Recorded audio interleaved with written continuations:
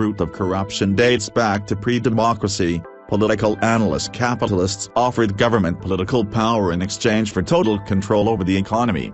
Political analyst and author Dale McKinley says the root of corruption in South Africa dates back to pre-democracy, where capitalists offered government political power in exchange for total control over the economy.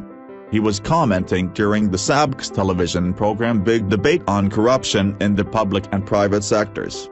McKinley says government has responded by protecting some corrupt private enterprises, which has resulted in a full-blown corrupt system.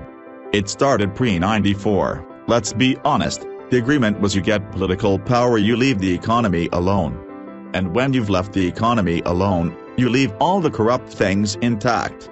We forget that from apartheid to post-apartheid the synergies and continuities are there. We have a system that is fundamentally compromised.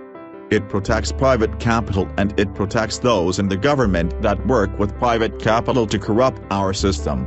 Impunity equals power. The chairperson of Rothschild & Co.'s South African unit, Martin Kingston, says the only way to get rid of corruption in the country is through capable and competent governance. Kingston says the public sector is also responsible for corruption in the country. He says some major private institutions generally conceal criminal activity within the organization from the public.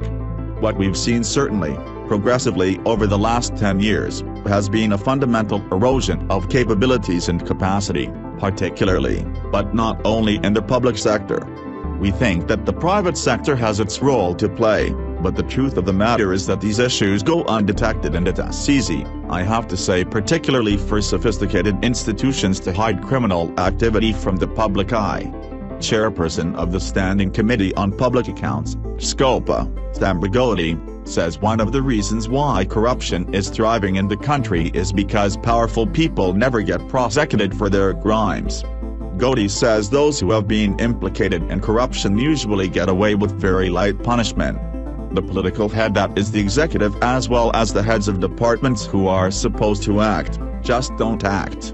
The police, the hawks who are supposed to investigate, just don't.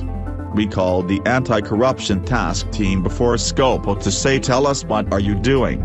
And what we found was that the corruption by rich people or people who stole a lot of money, like say our 100 million, would only get a 5-year suspended sentence.